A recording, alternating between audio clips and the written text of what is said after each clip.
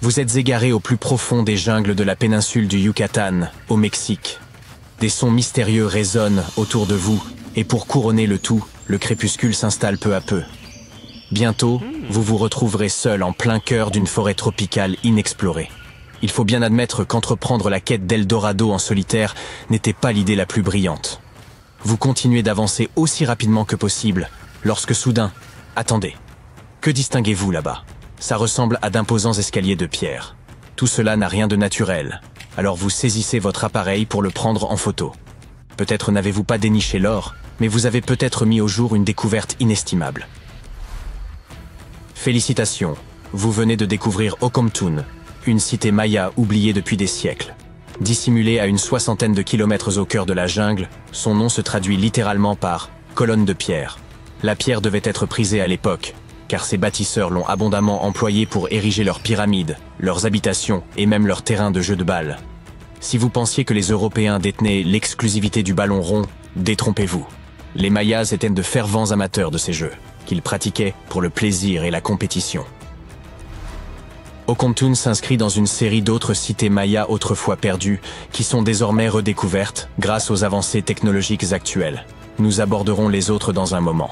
La caractéristique la plus étonnante de celle-ci est sans doute son emplacement au milieu de zones marécageuses, ce qui explique pourquoi elle fut construite sur un terrain surélevé. Cette ville, d'une envergure monumentale, s'étendait sur plus de 50 hectares, soit l'équivalent de 90 terrains de football juxtaposés. Les chercheurs ont mis au jour des indices révélant qu'Okomtun comptait des pyramides pouvant atteindre 15 mètres de hauteur, et qu'elle fut probablement un centre social majeur entre 250 et 1000 après Jésus-Christ. Il s'agit assurément d'un bouleversement majeur. Toutefois, l'exploration des cités mayas disparues remonte déjà au XIXe siècle. Les technologies modernes, telles que l'imagerie LIDAR, permettent aujourd'hui aux archéologues de scruter les forêts denses sans être entravés par la végétation. Cela signifie qu'il n'est plus nécessaire de s'aventurer dans la jungle tropicale au risque de se perdre, comme vous l'avez fait au début de cette vidéo. Le LIDAR fonctionne un peu comme une radiographie. Il projette des faisceaux laser qui détectent les traces de ruines ou de constructions anciennes. D'après Sarah Parcak, une archéologue spécialisée en télédétection spatiale, les images satellitaires ont joué un rôle crucial dans la découverte d'anciennes villes en Amérique du Sud, en Égypte et ailleurs. Elle consacre d'ailleurs la majeure partie de ses journées à analyser minutieusement ces images pour repérer d'éventuelles traces de cités anciennes. Selon elle, les ruines sont souvent enfouies sous la végétation, la terre ou le sable, rendant leur identification particulièrement complexe.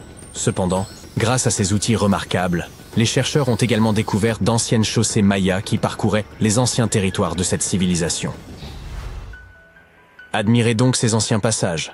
Nous sommes davantage habitués à voir de telles ruines dans des pays du vieux continent. Mais imaginez des routes de 40 mètres de large, blanchies à la chaux, pour guider les voyageurs dans l'obscurité. Les scientifiques ont récemment mis au jour un réseau de plus de 170 km de ces voies qu'ils estiment antérieures aux premières routes mayas officiellement répertoriées jusqu'à présent. Ces routes, qui traversaient mais parfois des terrains marécageux et étaient même surélevées par endroits, sont aujourd'hui qualifiées de premières super-autoroutes du monde. Bien qu'aucun indice de traction animale n'ait été retrouvé, il est probable que les Mayas les aient utilisés pour se déplacer au sein d'un réseau, pouvant compter jusqu'à 964 peuplements. Construites sous la forme d'une vaste toile d'araignée, ces chaussées, d'après les informations recueillies par les archéologues, servaient à former un système étendu d'échanges économiques et sociaux entre les différentes cités. Cette découverte remet complètement en question l'idée selon laquelle la période préclassique maya, qui remonte à 2000 ans avant notre ère, se limitait à de petits villages tribaux. Imaginez l'ampleur des ressources humaines et l'expertise en ingénierie qu'il a fallu mobiliser pour ériger ces immenses voies blanches. Les archéologues pensent que la construction de ces voies suivait un processus similaire à celui utilisé pour les pyramides, un amalgame de boue et de pierres de carrière, complété par plusieurs couches de calcaire pour leur donner cette teinte éclatante.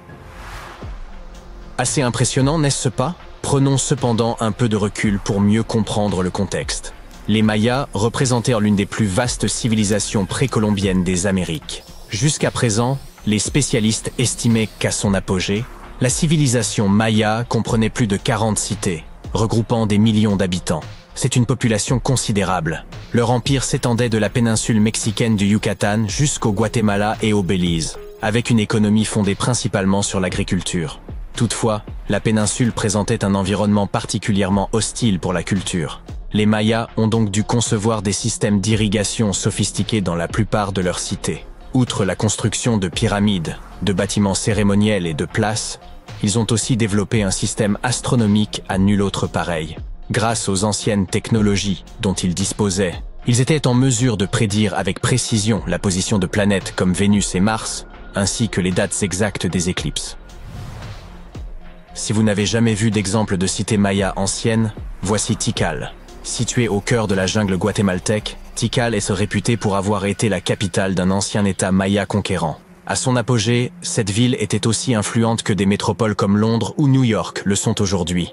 Elle est composée d'un ensemble de monuments complexes, dont l'Acropole Nord, l'un des plus anciens de Tikal.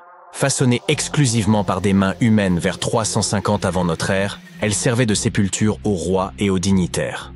Les monuments, pouvant atteindre jusqu'à 60 mètres de hauteur, étaient autrefois ornés d'une splendide peinture rouge, une couleur chère aux Mayas. Mais de nos jours, il ne reste que la pierre calcaire exposée. Chichén Itzá, quant à elle, abrite l'une des pyramides les mieux conservées au monde. Située dans l'état du Yucatan, cette ville maya remonte à plus de 1500 ans. À son apogée, elle comptait environ 35 000 habitants et s'étendait sur une superficie de 10 km². Le site est dominé par El Castillo, un majestueux temple pyramidal de 24 mètres de haut. Ce qui le distingue particulièrement, ce sont les 91 marches de chacune de ses 4 faces qui, en y ajoutant la plateforme supérieure, totalise 365 marches, correspondant au nombre de jours de l'année solaire. Il est évident que c'était une civilisation de grande ampleur, n'est-ce pas? C'est d'ailleurs pour cette raison que le mystère de son déclin reste si difficile à élucider. Les indices relatant l'effondrement de cet empire autrefois puissant sont rares. Quelle en aurait été la cause? Une sécheresse dévastatrice peut-être? Des recherches menées en 2017 ont apporté quelques éléments nouveaux susceptibles d'éclaircir ce mystère. À partir des données recueillies sur le site de Ceibal, au sud-ouest de Tikal, les chercheurs ont examiné les résultats des analyses de radiocarbone, ainsi que les découvertes issues des fouilles archéologiques et des céramiques, pour obtenir de nouvelles informations sur le déclin inattendu de cette grande civilisation. Les résultats indiquent que les Mayas n'ont probablement pas subi un effondrement soudain, mais plutôt une série de vagues d'instabilité sociale et de crises politiques. Ces bouleversements auraient entraîné la dégradation des centres urbains et amorcé la dispersion de la population maya. Il reste néanmoins difficile de déterminer avec précision les causes exactes de ce déclin. Cela dit, de récentes découvertes apportent un éclairage important sur l'histoire de l'humanité, touchant non seulement l'Empire maya, mais aussi d'autres civilisations disparues d'Amérique du Sud. Une découverte majeure au Brésil, réalisée grâce à l'imagerie satellitaire, suscite également la stupeur des scientifiques. Des images prises à proximité du rio Xingu, dans la région amazonienne, suggèrent que des villes peuplées de millions de personnes auraient pu exister au cœur de la jungle, bien avant l'émergence de notre civilisation moderne. Si cela ne vous surprend pas, difficile de dire ce qui le ferait. Des images satellites ont également révélé un réseau de tranchées datant de 200 à 1200 après Jésus-Christ, au sein de la forêt bolivienne. Ces traces suggèrent la présence de communautés pouvant abriter environ 60 000 personnes au cœur de la jungle. Lorsque des chercheurs de l'Université de Floride se sont rendus sur le terrain pour vérifier les données satellitaires, ils ont eu la surprise de découvrir plusieurs monticules, accompagnés de fossés et de géoglyphes. Les archéologues ont aussi mis au jour des vestiges de murs soigneusement élaborés, organisés autour de places et rappelant les constructions typiques des anciens Mayas.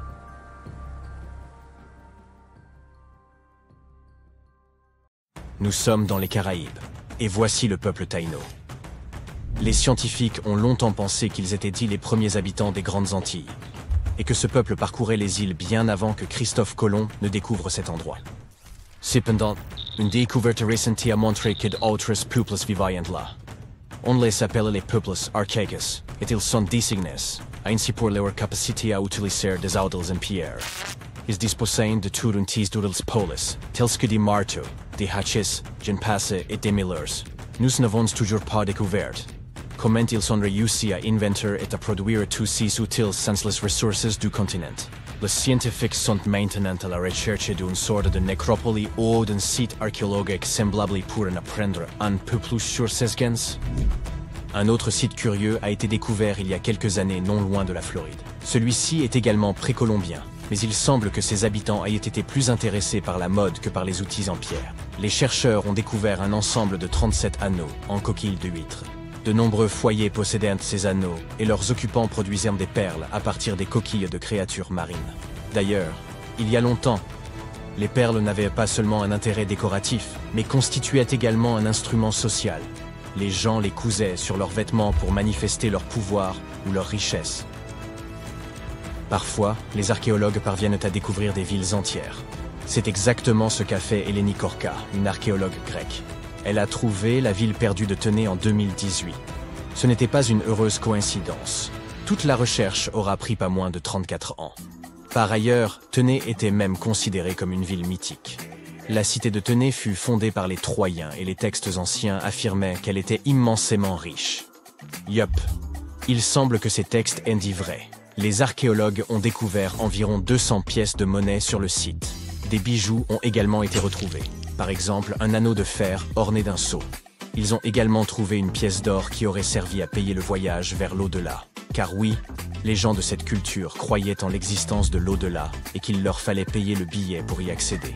Les sols en terre cuite, en pierre et en marbre découverts, nous aident à imaginer à quoi ressemblaient leurs habitations. Ah, et les archéologues y ont aussi trouvé des vases, bien entendu. L'un des premiers exemples d'art créé par l'homme se trouve dans la grotte d'Altamira, dans le nord de l'Espagne. Les peintures d'une grotte paléolithique sont assez particulières parce qu'elles ne sont pas monochromes, mais présentent plusieurs couleurs combinées. Pourtant, ces premiers chefs-d'œuvre sont restés longtemps cachés. Ils n'ont été découverts qu'en 1868 et cette grotte est aujourd'hui inscrite au patrimoine mondial de l'UNESCO. Malgré leur ancienneté, ces peintures sont bien préservées, car elles ont été bien isolées pendant tout ce temps.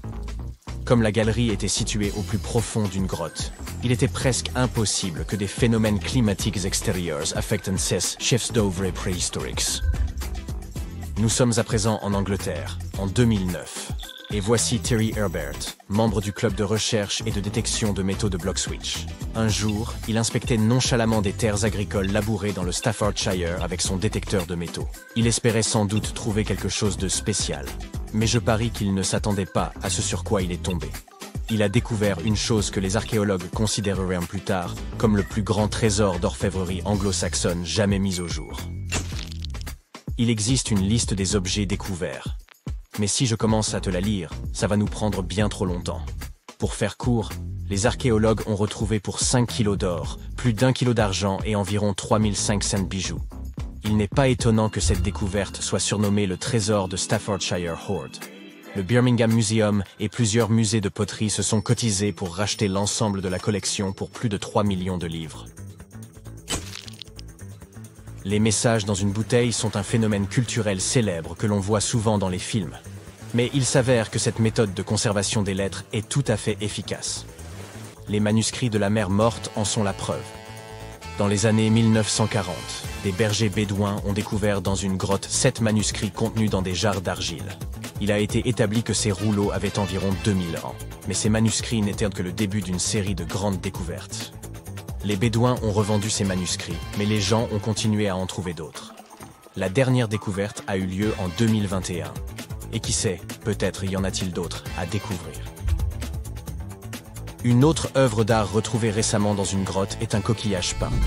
Ce fossile a été découvert dans le nord de l'Italie, et les chercheurs pensent que ces fossiles ont pu être collectés par des Néandertaliens. Cette découverte est curieuse pour une raison. On pense que les Néandertaliens étaient tout à fait primitifs. Mais ce coquillage tend à prouver le contraire. En 2004, Robert Muckle, professeur d'archéologie, a entendu parler d'un site particulier caché dans les forêts montagneuses de la côte nord de la Colombie-Britannique.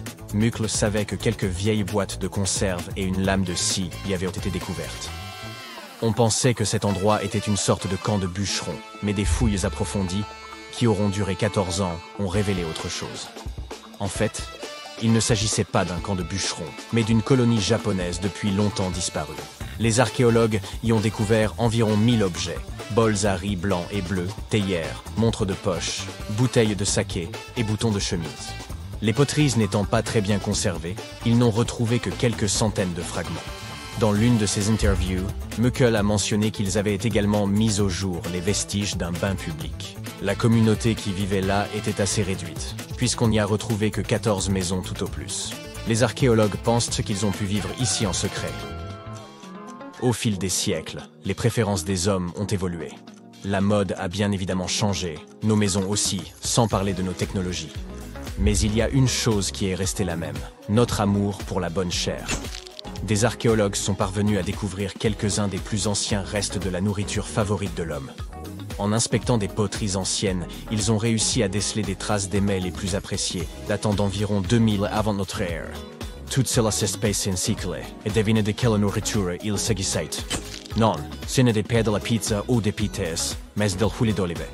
Et ce n'est pas tout, des chercheurs égyptiennes ont découvert une substance grumeleuse dans d'anciennes jarres, qui s'est avérée être du fromage. Il datait du XIIIe siècle avant notre ère.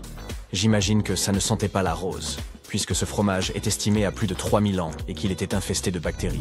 Fait intéressant, ce fromage devait être tout à fait exquis. Après l'avoir analysé, les scientifiques sont arrivés à la conclusion qu'il avait été conçu avec différents laitages. Ils avancent que les anciens utilisaient un mélange de lait, de vache et de brebis ou de chèvre. Tu t'es probablement dit, bon, vous avez parlé de l'huile d'olive et du fromage, mais qu'en est-il du pain? Bien sûr, le pain est indissociable de la quasi-totalité des cultures, et différents peuples ont eu leur propre type de pain. Il existe d'ailleurs des preuves scientifiques que le pain a été l'un des premiers mets que l'homme a appris à cuisiner. Une équipe d'archéologues a retrouvé un pain vieux de plus de 400 000 ans, 14 400 pour être précis. Ce qui est étrange, c'est qu'à l'époque, les gens ne connaissaient pas l'agriculture. Ils n'étaient que des chasseurs-cueilleurs. Et techniquement, ce vieux pain précède l'âge de l'agriculture de 4000 ans. Eh oui, il y a encore beaucoup à apprendre sur l'ancien monde. Et voici le... Non, pas le soleil de la chanson des Beatles, mais voici l'info bonus. D'accord, il s'agit bien des Beatles.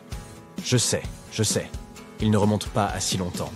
Le groupe a été formé en 1960. Mais toutes nos informations n'ont pas besoin de remonter à plusieurs milliers d'années pour être cool. En 1966, les Beatles ont interprété en direct leur chanson Paperback Writer lors de l'émission Top of the Pops. Pour une raison obscure, la BBC a négligé d'enregistrer la performance, et tous les fans étaient persuadés qu'elle était perdue à jamais. Sauf que non. Il s'est avéré que David Chandler, un fan du groupe, avait enregistré l'émission avec son propre équipement. Cet enregistrement a été longtemps oublié. Imagine une ville fantôme, des bâtiments abandonnés couverts de graffitis, des carcasses de voitures rouillées, des routes au goudron fissuré. Et maintenant, ajoute à ça une épaisse couche de fumée noire qui sort du sol. Et le sol lui-même est chaud au toucher. Bienvenue à Centralia, en Pennsylvanie.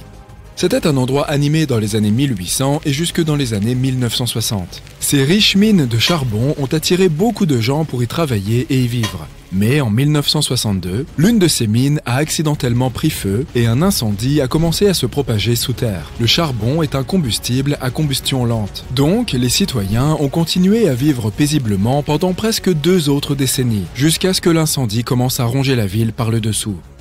L'un des pires accidents a eu lieu lorsqu'un trou béant est apparu de nulle part dans le jardin d'une maison à Centralia. Heureusement, personne n'a été blessé, mais après cela, les gens ont commencé à partir. Au cours des 30 années suivantes, presque tout le monde a déménagé. En 2020, 5 personnes y vivaient encore. Mais à part cette poignée d'irréductibles, Centralia est bel et bien une ville fantôme. Les bâtiments abandonnés qui s'écroulent et les routes fissurées n'en sont qu'une petite partie. L'élément le plus inquiétant de cet endroit est la fumée qui s'échappe du sol par les fissures. L'incendie souterrain fait toujours rage, réchauffant la surface et détruisant lentement les restes de la ville. D'ailleurs, c'est ce qui a inspiré la célèbre ville fictive de Silent Hill. On estime que le brasier durera encore 250 ans, et d'ici là, il n'y aura plus que des terrains vagues brûlés dans la région. Si tu as peur des insectes, alors l'endroit suivant est probablement ton pire cauchemar. Les grottes de Gomantong en Malaisie pourraient être l'un des endroits les plus pittoresques du monde, s'il n'y avait pas leurs habitants. Tout d'abord, il y a les chauves-souris. Plus de 2 millions de ces animaux vivent dans les vastes étendues des grottes. Elles sont facilement effrayées, mais ce n'est pas forcément une bonne idée de leur faire peur. Imagine des millions d'horreurs ailées volant vers toi en panique. Deuxièmement, il y a des cafards. Et si le nombre de chauves-souris est plus ou moins déterminé, les cafards qui grouillent sur les sols et les murs des grottes sont impossibles à compter. Ils sont si nombreux que tu ne pourras pas faire un seul pas sans qu'une douzaine de ces bestioles ne rampent le long de tes jambes.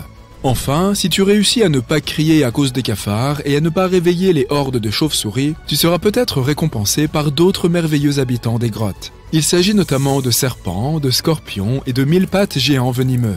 Charmant. Malgré tout, les grottes sont ouvertes au public et beaucoup de gens visitent cet endroit.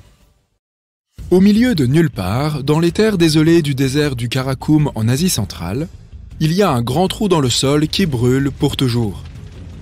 On l'appelle le cratère de gaz de Darvaza, et c'est une véritable fosse, large et profonde, qui brûle depuis plus d'un demi-siècle maintenant. Les habitants l'appellent la porte des enfers, et la vue est effectivement effrayante. Il n'y a aucun moyen d'éteindre les flammes, et les scientifiques pensent que le cratère continuera à brûler pendant des siècles. La fosse est apparue en 1971 lorsqu'un groupe d'ingénieurs a fait des repérages dans la région et pensait être tombé sur un gisement de pétrole. Mais il s'est avéré qu'il s'agissait d'une poche de gaz naturelle, et lorsque la plateforme de forage a commencé à travailler sur le site, le sol s'est effondré. Les ingénieurs ont eu peur que le gaz toxique ne mette en danger les villes voisines. Alors, ils ont pensé qu'il valait mieux y mettre le feu et le laisser se consumer en quelques semaines. Mais, comme on peut le constater, le brasier est toujours aussi puissant. Le cratère est depuis devenu une attraction touristique populaire. Toutefois, il représente toujours un certain danger. Alors, des efforts sont faits pour éteindre définitivement les portes du monde souterrain. Imagine que tu vois un serpent incroyablement venimeux juste à côté de ton pied. Déjà assez terrifiant, n'est-ce pas? Maintenant, multiplie cette expérience par 2000. Et peu importe où tu essayes de courir, il y a des serpents tout autour de toi. Bienvenue sur l'île aux serpents, dont le nom ne pourrait pas mieux la décrire. L'île est située non loin de la côte du Brésil et abrite des milliers de vipères, Jararaca iloa, ou trigonocéphales insulaires. Il y a environ 11 000 ans, le niveau de la mer a augmenté et a séparé l'île du continent, et beaucoup de ces vipères se sont retrouvées piégées sur l'île. Leurs cousines du continent sont également venimeuses, mais pas autant. La variété insulaire a dû évoluer pour survivre, et elle l'a fait de façon particulière. Comme il n'y a pas beaucoup d'animaux terrestres à chasser pour les vipères, elles se sont adaptées en chassant plutôt les oiseaux. Et pour que leur venin soit efficace, il fallait qu'il soit instantané. Ces vipères dorées ont donc développé un venin qui est 5 fois plus puissant que la variété ordinaire. Cela leur a permis de prospérer et il y a maintenant 1 à 5 vipères par mètre carré sur l'île. L'île est considérée comme si dangereuse que le Brésil en a interdit tous les visiteurs, au cas où quelqu'un serait assez fou pour s'y rendre. Perdu dans les bois la nuit, tu tombes soudain sur une silhouette humaine. Soulagé, tu touches son épaule pour demander ton chemin. Mais elle est dure comme de la pierre et couverte de mousse. Puis, tu regardes le visage de la personne et ta bouche s'entr'ouvre d'horreur. Cette chose est tout sauf humaine. Un conseil judicieux serait de ne pas te promener dans le sud-est de la Finlande la nuit si tu ne veux pas vivre une expérience cauchemardesque. C'est là qu'un sculpteur finlandais renommé a créé un sinistre jardin de sculptures derrière sa propre maison. La collection principale consiste en 200 figures humaines dans diverses poses de yoga. Mais en te promenant, tu peux tomber sur des œuvres d'apparence plus sinistres. Par exemple, une figure cagoulée avec les bras tendus en avant et des trous noirs profonds à la place des yeux. Pour ajouter à cet aspect effrayant, de vraies dents humaines se trouvent dans la bouche de certaines statues. Le sculpteur est un ermite qui ne voulait pas quitter sa maison. Et quand on lui a demandé de prêter certaines de ses sculptures à des musées, il a répondu qu'il devait leur demander la permission d'abord. Il semble qu'elles aient refusé. Ces statues sinistres sont déjà assez effrayantes. Mais que dire de leurs copines, les poupées? Si tu te trouves un jour au Japon et que tu veux avoir la chair de poule, ne manque pas de visiter Nagoro. C'est un tout petit village situé dans le sud du pays. En passant devant ses maisons et ses cours, tu verras des villageois assis sur leur porche ou s'occupant de leur jardin. Rien de spécial. Jusqu'à ce que tu réalises qu'ils ne bougent pas et qu'ils ne le feront jamais. parce que ce sont des poupées grandeur nature. L'une des résidentes locales est retournée dans sa ville natale en 2002 et a entrepris de fabriquer des épouvantails empaillés dans les jardins et les champs. Mais cela a évolué d'une activité pratique à une sorte de travail de mémoire. Chaque fois qu'un de ses voisins quittait le village ou mourait, elle fabriquait une poupée grandeur nature à son effigie.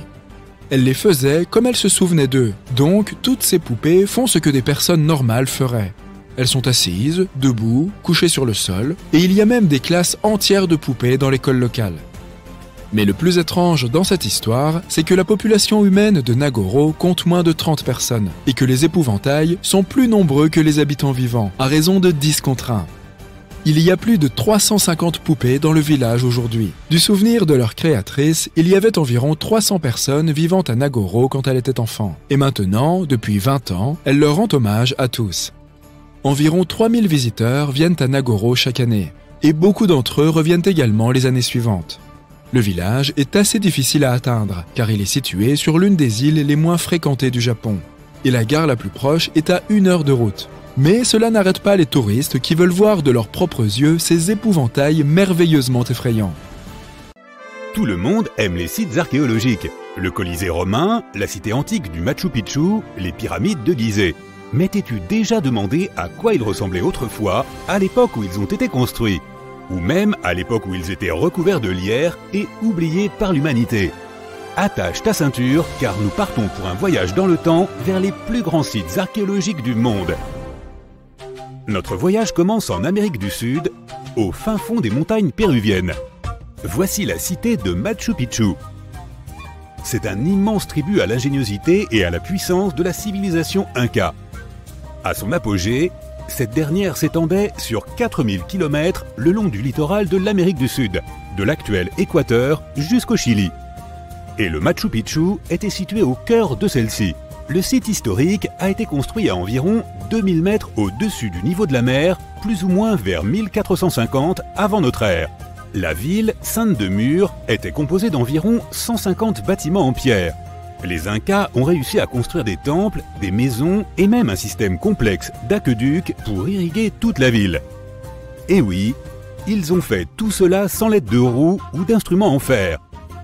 L'habitat ressemblait peu ou prou aux maisons de pierre que nous voyons de nos jours, à la différence que les Incas n'utilisaient pas de ciment pour sceller les blocs ensemble. Pourtant, ils s'emboîtent parfaitement les uns avec les autres. En plus de cela, les Incas ont dû développer une technologie antisismique rudimentaire mais efficace, puisqu'en cas de tremblement de terre, les pierres tremblaient sans s'effondrer. Si le Machu Picchu avait été construit aujourd'hui, il aurait fallu plus de 70 millions de dollars pour le terminer entièrement.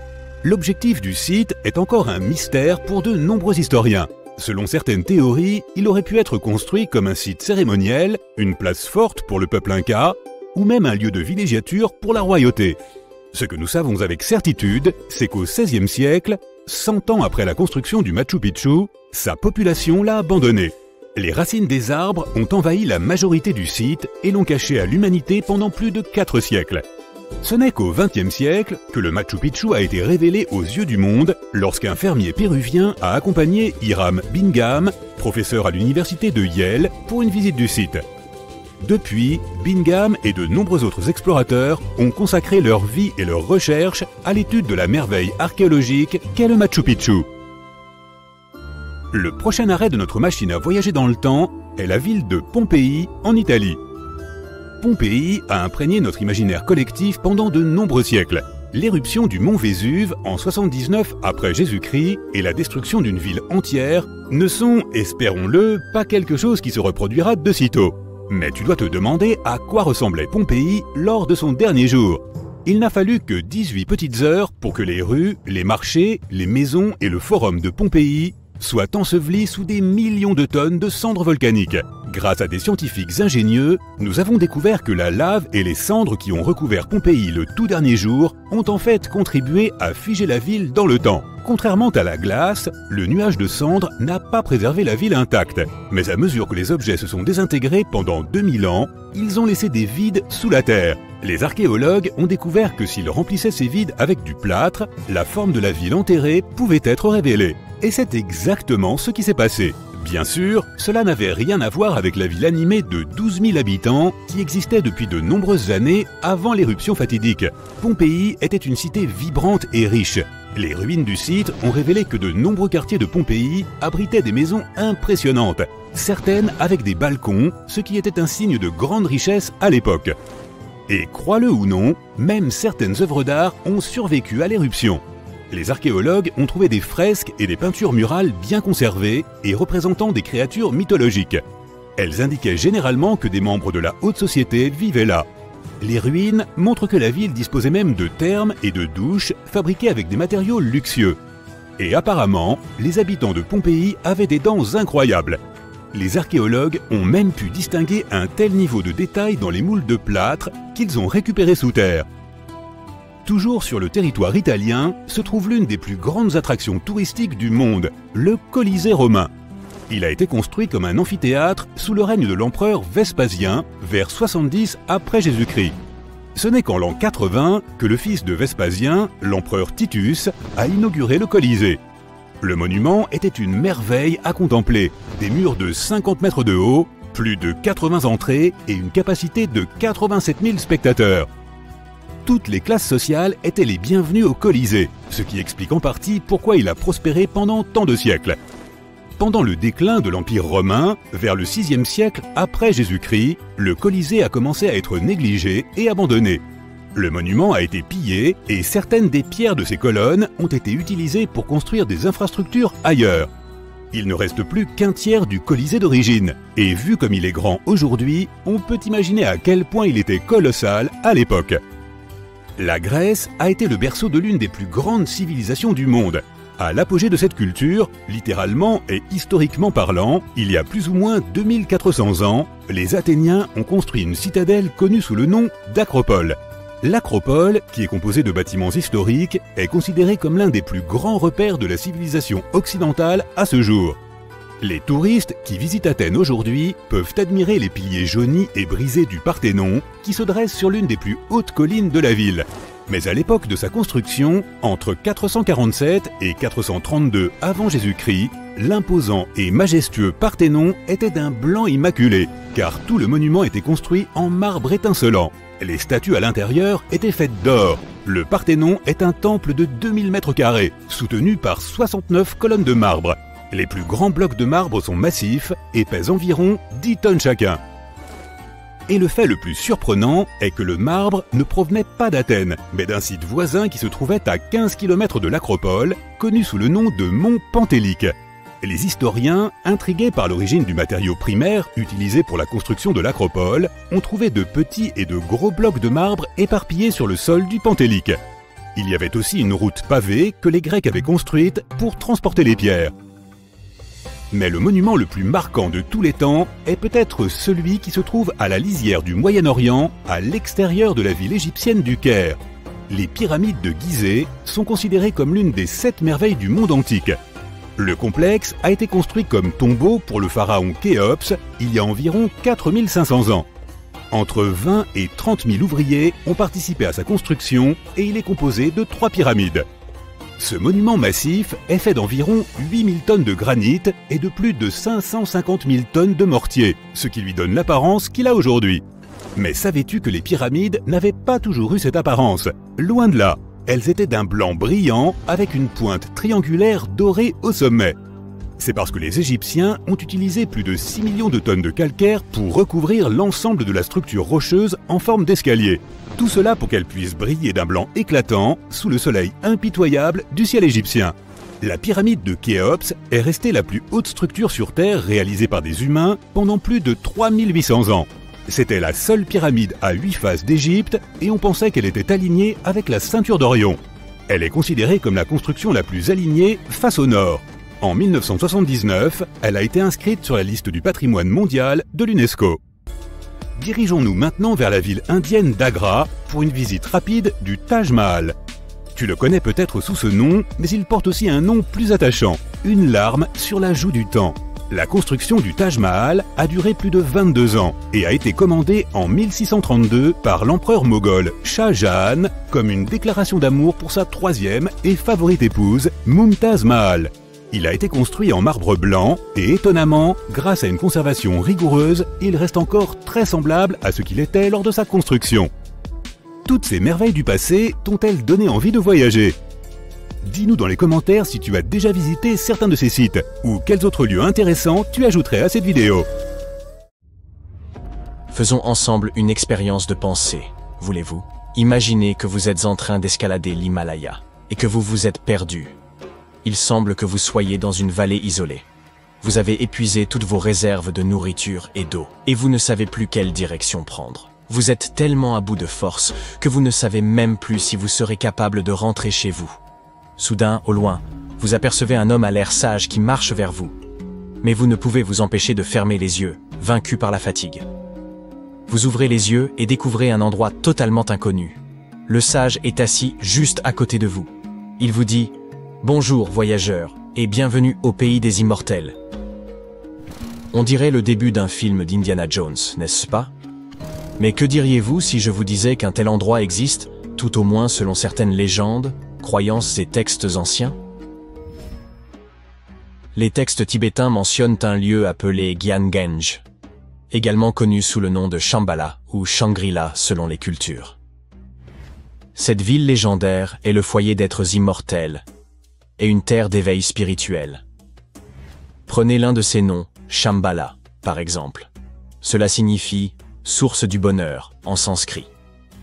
On s'attendrait donc à ce que ce royaume céleste soit entouré de toutes sortes de merveilles, avec des jardins et d'imposantes et majestueuses constructions.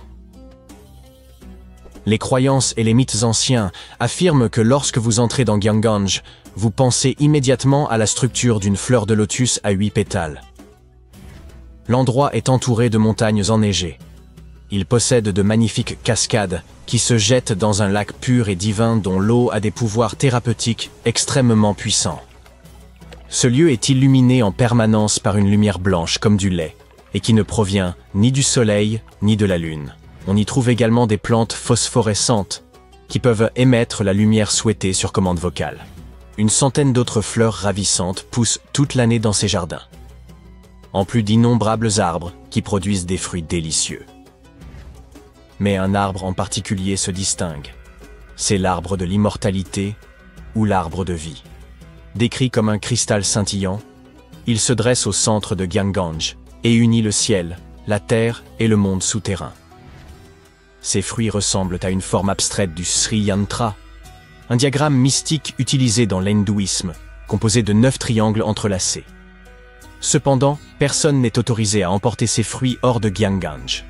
Pour le faire, il faut en recevoir la permission expresse des habitants de la ville. Cela nous amène à nous demander qui vit dans cette ville magique et mystique. Selon les légendes, Gyangenj serait habité par un grand nombre de maîtres éclairés, ou en d'autres termes, des sages qui guident subtilement le destin du monde par la méditation. Ce sont des êtres éternels qui ne sont affectés par aucun désir ni aucune souffrance humaine. Leur devoir est de protéger les enseignements spirituels du monde et d'œuvrer pour le bien de l'humanité, ainsi que de tous les êtres conscients. On croit également que lors d'une période de grand chaos, le 25e souverain de Gyangenj apparaîtra pour mener la planète vers un avenir meilleur.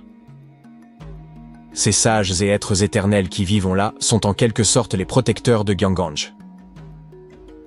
Donc, si vous envisagiez de vous rendre dans ce lieu une carte à la main, nous sommes au regret de vous informer que ce ne sera pas possible. Tout d'abord, personne ne sait vraiment où se trouve exactement Gyangenj.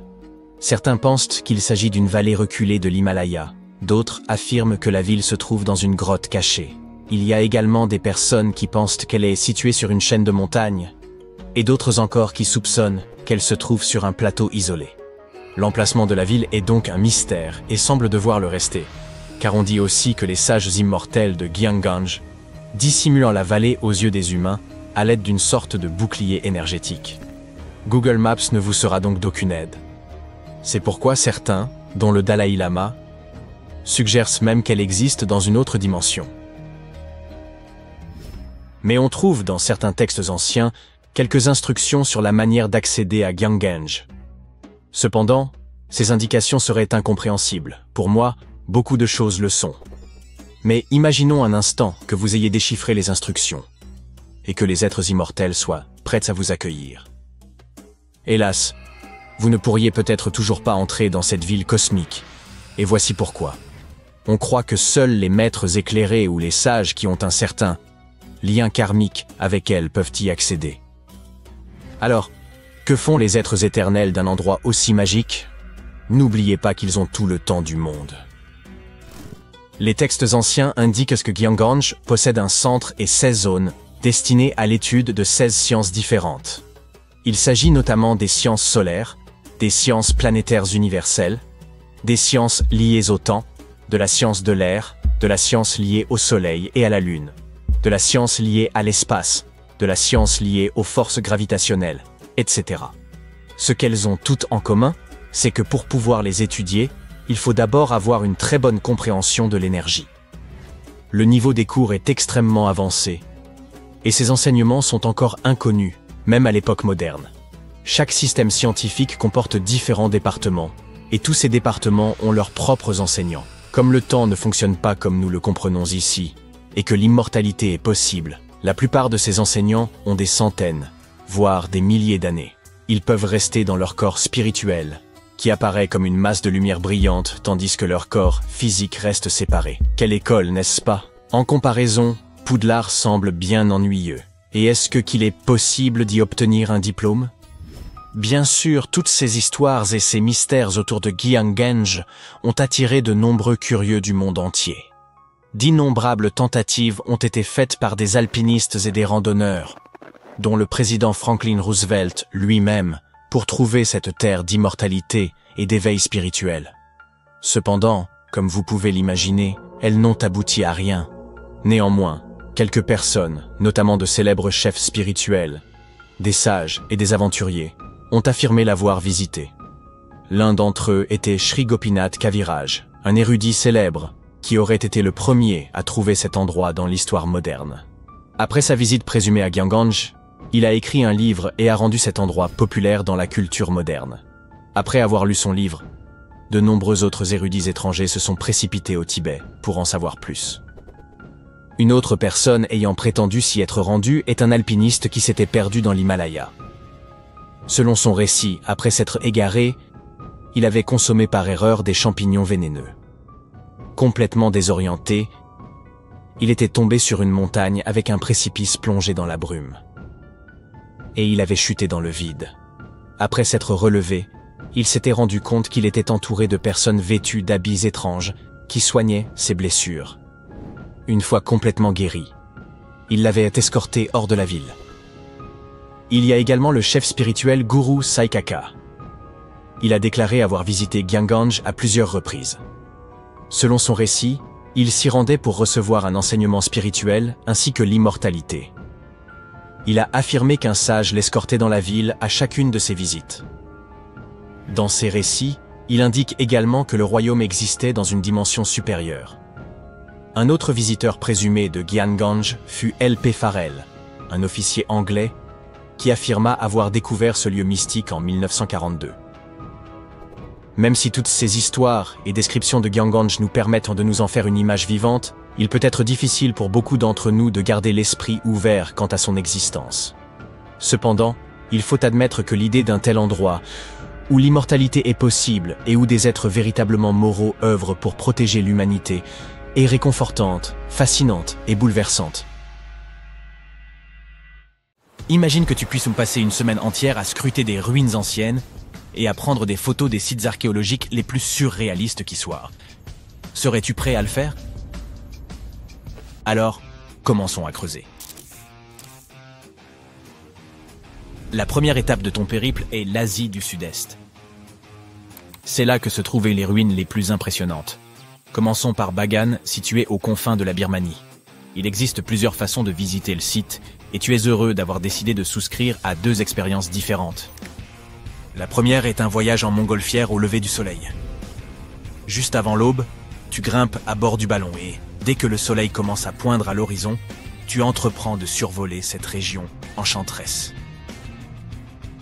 Au fur et à mesure que le soleil s'élève dans le ciel, il se reflète sur plus de 2000 structures dorées de forme conique. Ce volume en montgolfière est plutôt bref, mais il permet d'avoir une vue imprenable sur la soixantaine de kilomètres que couvre le site. De retour sur la terre ferme, tu loues un vélo et arpentes le village des ruines. Certaines d'entre elles sont à ciel ouvert et permettent un petit coup d'œil à l'intérieur. Ces magnifiques vestiges ont été construits entre le XIe et le XIIIe siècle de notre ère et faisaient principalement office de lieu de culte. Il s'y trouvait à l'origine plus de 10 000 bâtiments, mais ils se sont progressivement détériorés au fil du temps, notamment en raison des tremblements de terre. Heureusement, le site a été inscrit au patrimoine mondial de l'UNESCO en 2015 et est préservé depuis. Tu attrapes ensuite un volume pour le Cambodge, où tu prends le temps de visiter les temples d'Angkor, un célèbre site archéologique niché au cœur de la jungle. Heureusement que tu as emporté de l'insecticide avec toi. La cité d'Angkor aura été la capitale de l'Empire Khmer du 9e au 15e siècle. Et pour information, le mot Angkor signifie « capitale » en ancien sanskrit. Fondée par le roi Yasovarman Ier, la ville est devenue l'une des plus grandes cités du monde pré-industriel. Les chercheurs affirment que près d'1 million de personnes y auraient revécu. Encore aujourd'hui, Angkor est admiré pour son architecture étonnante. Le style Khmer se reconnaît à l'emploi d'énormes blocs de grès. Et les tours du complexe auraient été autrefois décorées d'or. Mais aujourd'hui, le site ne consiste plus qu'en un labyrinthe de temples envahis de lianes. La ville fut abandonnée en 1431 pour n'être redécouverte que dans les années 1840. Oh, et si tu ne t'en doutais pas déjà, il s'agit également d'un site répertorié au patrimoine de l'UNESCO, et ce depuis 1992, des fois que tu voudrais te vanter auprès de tes amis de tes aventures culturelles à l'avenir. Ton périple se poursuit en Égypte. Tu es ici pour visiter le temple de Karnak, dans la cité de Luxor. Pour t'y rendre, tu optes pour le moyen le plus romantique, à savoir une croisière en bateau sur le Nil. En quittant le Caire, tu te diriges vers le sud jusqu'à atteindre la célèbre cité antique. Autrefois connue sous le nom de Thèbes, Luxor fut pendant des siècles la capitale de l'Égypte et un véritable centre administratif et économique. C'est pourquoi le complexe de Karnak est un site archéologique d'une telle importance. Tu choisis de le visiter de nuit et, dès l'entrée, tu es frappé par la beauté du site. Le soir, de puissants projecteurs illuminent d'une lueur dorée les statues et les colonnes en pierre du temple. Celui-ci est immense et a été principalement construit au XVIIIe et XIXe siècle avant notre ère. Chaque pharaon égyptien de cette période a apporté sa propre marque architecturale au site. L'apogée de cette visite est une promenade dans l'allée des Sphinx, conclue par la découverte de la grande salle hypostyle. Cette vaste chambre est remplie de piliers imposants et de colonnes en grès massif. C'est un spectacle à couper le souffle. De l'Égypte, tu te diriges vers la Jordanie. Si tu aimes les paysages au ton mordoré, tu es au bon endroit. La cité de Pétra est une merveille du monde antique. Située dans le désert jordanien, la ville fut un centre commercial dès le XVe siècle avant notre ère. Les Nabatéens, un ancien peuple arabe, demeuraient aux abords de la ville rose et a prospéré pendant de nombreux siècles, ayant accumulé une quantité importante de richesses. La ville était connue pour son système innovant de gestion des eaux, lequel a rendu la région habitable. Et bien entendu, tu auras un aperçu de ces vestiges lors de ta visite. La structure en forme de porte monumentale, sculptée à même la roche, et qui a fait la renommée de Pétra, s'appelle la Khazne, ou trésor du pharaon. Elle se trouve à l'entrée principale du site, et on dit qu'un véritable trésor y serait enfoui. N'oublie pas de te placer juste en dessous de l'arche, et de prendre l'une de ces photos connues de tous pour tes réseaux sociaux. Une fois Pétra cochée sur ta liste, tu t'envoles pour le sud de l'Europe. Plus précisément, la pointe de la botte italienne. Tu as prévu une excursion d'une journée afin de visiter les ruines de Pompéi. Pompéi est accessible en voiture depuis la ville de Naples. Elle abrite les ruines sinistres mais parfaitement préservées d'une cité qui fut jadis engloutie par la lave. L'éruption du Vésuve, en 79 après JC, a laissé la ville de Pompéi complètement ensevelie sous des millions de tonnes de cendres. La cité antique a été retrouvée pour la première fois sous la roche volcanique au XVIe siècle, mais ce n'est que dans les années 1870 que l'on a entrepris de l'excaver. Aujourd'hui, tu pourrais déambuler dans les allées de ces anciennes ruines romaines et te figurer à quoi ressemblait la ville à son apogée. Pompéi était une agglomération riche et animée. Les ruines du site ont révélé que de nombreux quartiers de la ville possédaient plusieurs fours à pain, de vastes marchés et même des maisons avec balcons. Un signe de grande richesse à l'époque. Et crois-le ou non, certaines œuvres d'art ont survécu à l'éruption. Les archéologues ont découvert des sculptures et des fresques parfaitement conservées, représentant des banquets et des créatures mythologiques. Tout cela tend à indiquer que les membres de la haute société y résidaient. La ville possédait même des thermes et un système de douche fabriqué dans des matériaux de luxe. Pendant que tu te trouves encore en Europe, tu feras bien un saut pour visiter l'emblématique Stonehenge. C'est une parfaite excursion d'une journée si tu séjournes un jour à Londres, qui ne se trouve qu'à un court trajet de ta destination. Stonehenge est situé dans la plaine de Salisbury, dans le Wiltshire, en Angleterre, et représente l'une des ruines les plus connues au monde. Vieux de plus de 5000 ans, ces curieux anneaux de roche comptent parmi les plus anciennes structures en pierre de la planète. Faits de grès, ils sont entourés de mystères, car on ignore encore largement qui les a construits et dans quel but. Les théories les plus répandues affirment que Stonehenge aurait été utilisé comme un calendrier solaire géant, construit pour aider les gens à garder le compte des jours, des semaines et des mois. Quel travail acharné pour créer un banal calendrier, n'est-ce pas? La dernière étape de ton voyage t'emmènera à la découverte de l'Amérique latine. Au Guatemala, en Amérique centrale, se trouvent d'anciennes ruines mayas. La cité perdue de Tikal est un site composé de 3000 bâtiments, les vestiges de l'ancienne capitale de l'Empire maya. Son importance était autrefois comparable à celle de villes comme Londres ou New York aujourd'hui. L'Acropole Nord est l'ensemble de monuments le plus ancien de Tikal. Érigée à la seule force des bras humains en 350 avant notre ère, elle servait de lieu de dernier repos aux rois et aux prêtres. À l'époque, ces pyramides à degrés étaient peintes en rouge, une couleur adorée des Mayas. Mais aujourd'hui, bien sûr, tu ne verras plus que le calcaire. Tu te demandes peut-être ce qui a pu précipiter la chute d'une ville aussi grandiose. Les archéologues n'ont aucune idée de la cause du déclin de Tikal. Jusqu'à aujourd'hui, cette question demeure sans réponse. S'agit-il d'une famine? D'une épidémie? Peut-être ne le saurons-nous jamais.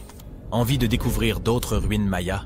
Chichén Itzá est un site archéologique qui abrite les pyramides les mieux conservées de la planète. Située dans l'état mexicain du Yucatan, cette cité maya a plus de 1500 ans et elle abritait 35 000 personnes à son apogée. Le site s'étend sur près de 500 hectares et comporte de nombreuses ruines.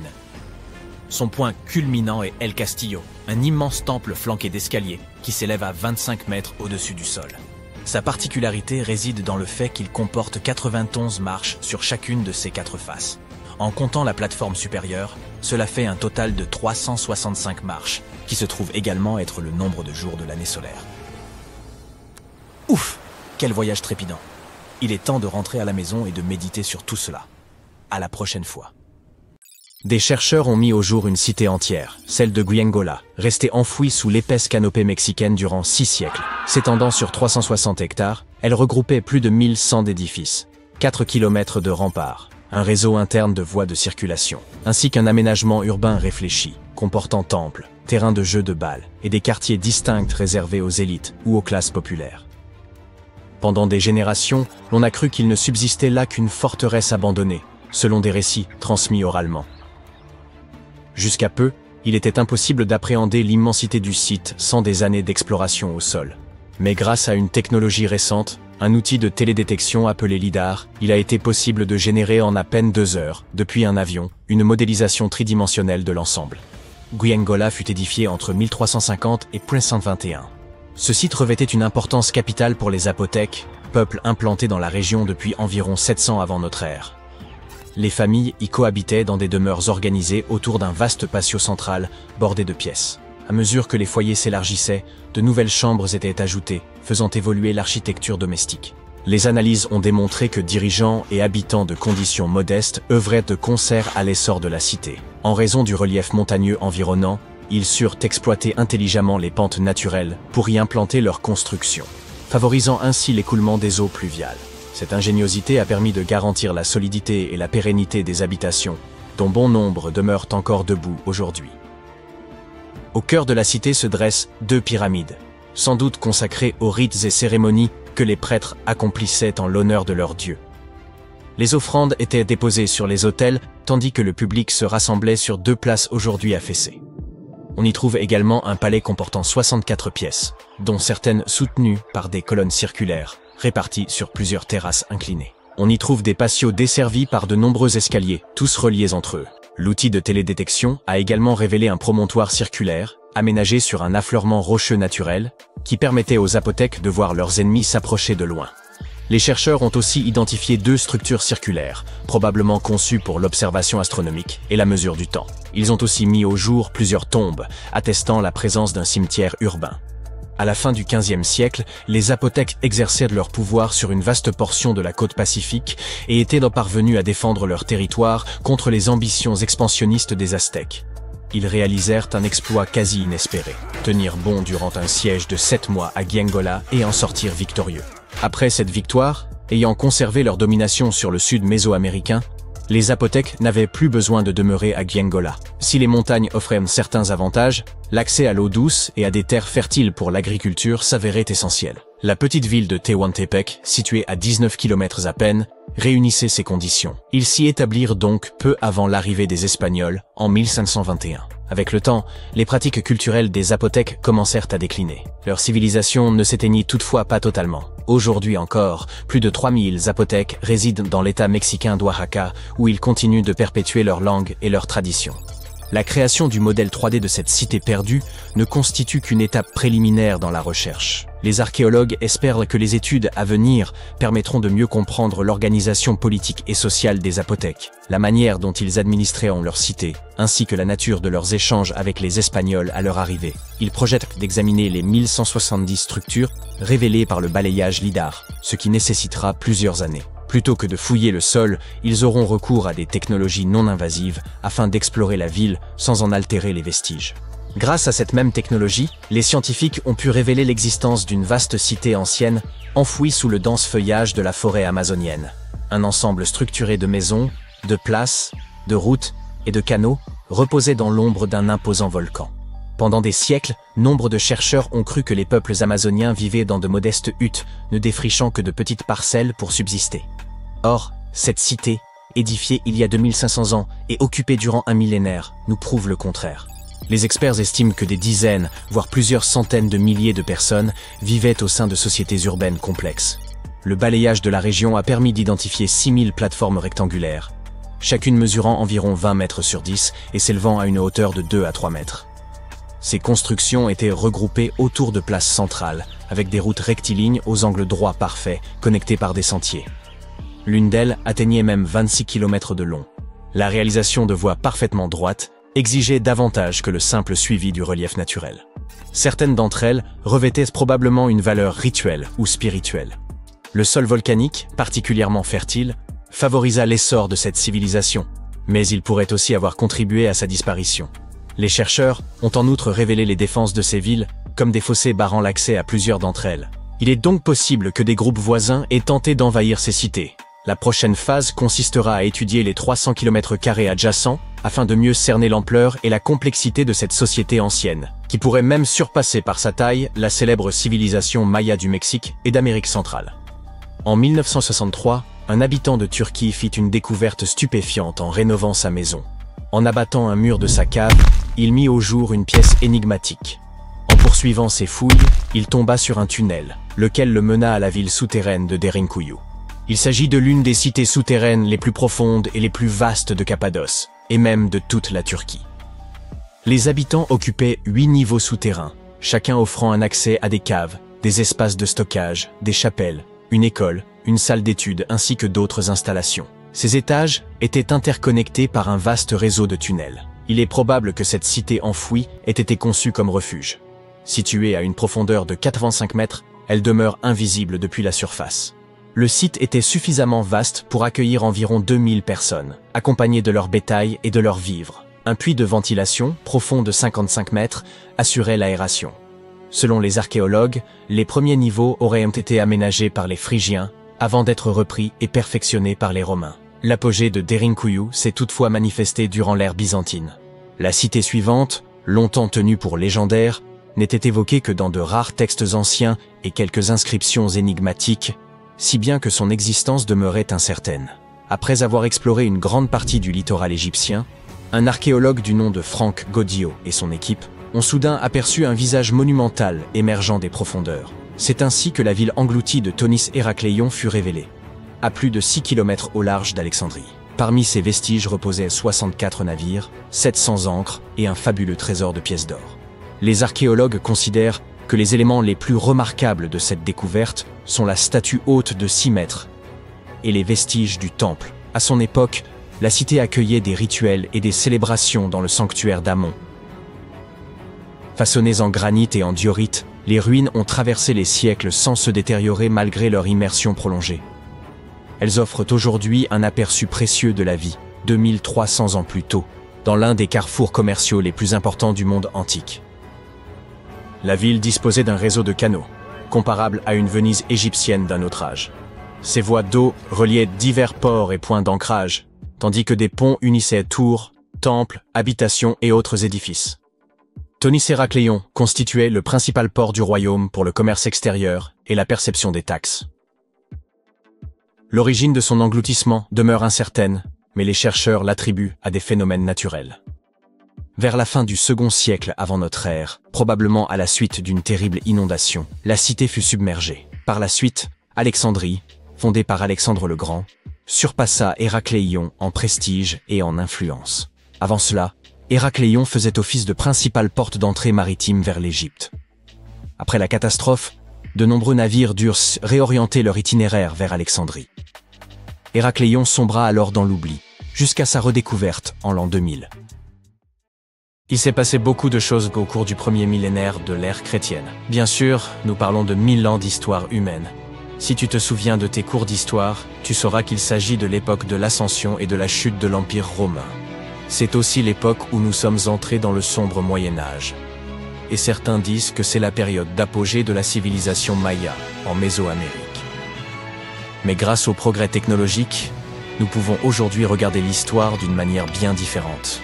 Tu vois, les archéologues ont trouvé des preuves réelles que la civilisation maya pourrait avoir commencé bien plus tôt, et que depuis son origine, cette civilisation était loin d'être simple. Pour en savoir plus, tu devras plonger dans les forêts tropicales du Guatemala. Prêt pour la balade ? Les forêts tropicales sont denses et difficiles d'accès. Si tu étais archéologue, tu les trouverais également très menaçantes. C'est d'ailleurs l'une des raisons pour lesquelles nous sommes restés si longtemps dans l'ignorance au sujet des Mayas. Mais regarde un peu ça. Tu t'attendrais à voir des ruines de ce genre au Portugal, en Angleterre ou aux États-Unis. Je parle de ces routes de 40 mètres de large, peintes en blanc, pour aider les voyageurs à se déplacer la nuit. À titre indicatif, ces routes faisant environ de la taille d'un terrain de football américain. Énorme, les scientifiques ont récemment mis au jour un réseau de 160 vecinos de statistiques de routes similaires, et ils pensent qu'elles détiennent davant les toutes premières ruines mayas répertoriées à ce jour. Ces routes, qui traversaient parfois des terrains marécageux et pouvaient même être surélevées, sont en quelque sorte les premières autoroutes du monde. On ne dispose pas de registre répertoriant les véhicules à traction animale, mais on pense que ce réseau reliait entre elles 964 localités mayas. C'était comme une immense toile d'araignée. Et d'après ce que les archéologues ont trouvé, ce réseau constituait un système d'interactions économiques et sociales. Cela bat complètement en brèche l'idée traditionnelle selon laquelle la période préclassique maya, que l'on situe entre 1000 et 350 avant notre ère, était constituée de petites colonies tribales. Imagine la main-d'œuvre et les capacités d'ingénierie qu'il fallait pour construire des autoroutes comme ça. Les scientifiques y pensent que ces chaussées furent construites à peu près de la même façon que les pyramides. Si ces gigantesques ouvrages architecturaux t'intéressent, ne t'inquiète pas, nous en parlerons dans quelques instants. Les scientifiques pensent que ces routes furent bâties avec un mélange de boue et de pierres de carrière, et avec plusieurs couches de calcaire aussi, bien sûr. Les chercheurs n'ont pu découvrir tout cela que grâce à une toute nouvelle technologie d'imagerie. Tu sais qu'on a utilisé la technologie du sonar pour cartographier le fond de l'océan ? Eh bien, cette technologie est très similaire. Mais au lieu d'utiliser des sons, elle utilise des lasers. Ce système permet aux chercheurs de voir à travers l'épaisse voûte forestière, un peu comme un vision à rayons X. Cela a incontestablement changé la donne. On a commencé à exhumer les cités mayas au milieu du XXe siècle. Depuis, des ruines de villes telles que Tikal, Palenque et Uxmal ont été redécouvertes. Mais revenons quelques instants en arrière pour situer le contexte. Les Mayas étaient l'une des plus grandes civilisations précolombiennes d'Amérique. Jusqu'à présent, les experts pensaient qu'à son apogée, cette civilisation comprenait plus de 40 villes, avec une population de plusieurs millions de personnes. Ça fait beaucoup de monde. Son territoire s'étendait sur la péninsule du Yucatan, au Guatemala et au Belize. Et il survivait principalement grâce à l'agriculture. Mais cette péninsule était un endroit très hostile aux cultures. Les Mayas durent donc mettre au point un système d'irrigation complexe dans leurs villes. Ils construisirent des bâtiments cérémoniels, des pyramides, des places et même des terrains pour jouer au ballon. Les Mayas furent peut-être de grands bâtisseurs de pyramides, mais ils développèrent aussi un système astronomique avancé. Avec la technologie dont ils disposaient, ils étaient capables de prédire l'emplacement exact de planètes telles que Vénus et Mars, ainsi que les dates exactes des éclipses. Jetons maintenant un coup d'œil à certains de leurs sites. Voici Tikal. Situé au cœur de la jungle guatémaltèque, Tikal aurait été la capitale de l'ancien empire maya. À son apogée, son importance était comparable à celle de villes comme Londres ou New York dans le monde d'aujourd'hui. Il est composé de plusieurs monuments. Au total, le site compte 12 000 bâtiments. L'Acropole Nord est le plus ancien complexe de monuments de Tikal. Construite uniquement de main d'homme vers 350 avant notre ère, elle servait de lieu de repos aux rois et aux chefs. Ces monuments mesurent jusqu'à 60 mètres de haut. À l'époque, les pyramides à degrés étaient peintes d'un beau rouge. Les Mayas adoraient cette couleur. Aujourd'hui, bien sûr, il ne reste que le calcaire. Nous avons dit que l'empire maya s'étendait sur plusieurs pays. Il n'est donc pas surprenant que Chichén Itzá se trouve aujourd'hui à 10 heures de route de Tikal. Il n'y avait pas de querelle entre ces sites. Il s'agissait simplement de centres-villes différents. Un peu comme New York et Los Angeles. On y trouve l'une des pyramides les mieux préservées de la planète. Située dans l'état mexicain du Yucatan, cette cité maya a plus de 1500 ans. À son apogée, elle abritait 35 000 personnes. Le site s'étend sur une superficie de 10 km². Son centre est El Castillo, un énorme temple en escalier d'une hauteur de 25 mètres. Sa caractéristique principale est qu'il comporte 91 marches sur chacun de ses 4 côtés. En comptant la plateforme supérieure, cela fait 365 marches, le même nombre de jours que dans l'année solaire. Ça donne à réfléchir. Et voici la cité perdue de Palenque. Cette autre cité maya aurait accueilli plus de 6000 personnes à son apogée. Les archéologues ont fait de curieuses découvertes sur ce site. La plus étrange fait immédiatement penser à Indiana Jones et à Tomb Raider. L'un des bâtiments de cette cité serait la dernière demeure de la Reine Rouge de Palenque. C'était la grand-mère du dernier roi maya. En son honneur, un énorme monument fut construit pour conserver son corps après son décès. La découverte de la tombe elle-même fut un événement passionnant. Les archéologues ont trouvé un ancien monument en creusant sur le site en 1994. Ils ont tout d'abord vu une pièce avec une porte cachée. En ouvrant cette porte, ils sont tombés sur un couloir de 2,5 mètres de long. Au bout de ce couloir se trouvait la chambre de la reine. Et à l'intérieur, la momie de la reine elle-même. Ils l'ont trouvée accompagnée de ses perles, de ses coquillages de jade et de ses pierres précieuses. Mais en explorant les vestiges, l'équipe a remarqué quelque chose d'étrange. La pièce était remplie d'une poudre de couleur rouge. Les chercheurs savaient que cette couleur était importante pour les Mayas. Mais ils ne comprenaient pas pourquoi la reine avait été enterrée avec cette substance inconnue. Ils en ont ramené un échantillon qu'ils ont analysé et ont découvert que cette poudre était du cinabre, un minéral très dangereux. Lorsqu'elle est inhalée, elle peut causer de graves dommages à la santé. L'équipe a conclu qu'il ne pouvait s'agir que d'une piège pour quiconque tenterait de voler ces trésors, une vraie malédiction. Une chose qui a toujours troublé les chercheurs est le manque de données concernant le déclin de cet empire tout-puissant.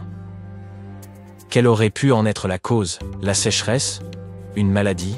De nouvelles recherches menées en 2017 ont tout de même permis de faire la lumière sur cette question. À partir de données recueillies à Saibal, un site situé au sud-ouest de Tikal, les scientifiques ont analysé des céramiques et autres objets exhumés lors de fouilles archéologiques afin d'en savoir davantage sur la disparition inexpliquée de cette civilisation. Ces informations ont montré qu'au lieu d'un effondrement soudain, les Mayas seraient disparus à la suite de plusieurs périodes d'instabilité sociale et de crise politique. Ces événements auraient détérioré les centres-villes et provoqué la dispersion de la population. Et toi, que penses-tu de tout cela ?